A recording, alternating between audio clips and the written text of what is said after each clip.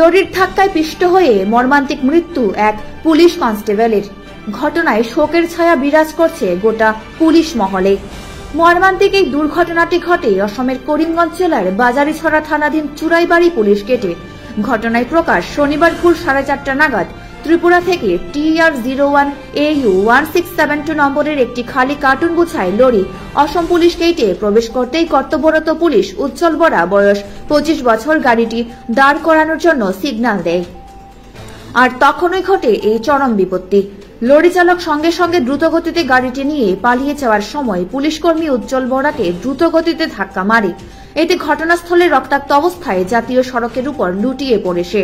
সঙ্গে সঙ্গে অন্যান্য পুলিশ কর্মীরা তাকে প্রথমে মাকুন্দা হাসপাতালে নিয়ে গেলে সেখানে অবস্থার চরম অবনতি হওয়ায় শিলচরের উদ্দেশ্যে রওনা দেয় তারা। কিন্তু শিলচরে পৌঁছার আগেই রাস্তায় তার জীবনদীপ নিভে যায়। বর্তমানে করিমগঞ্জ সিভিল হাসপাতালের মর্গে তার মৃতদেহ রয়েছে বলে জানা যায়। Bureau report, Dharmanagar news online.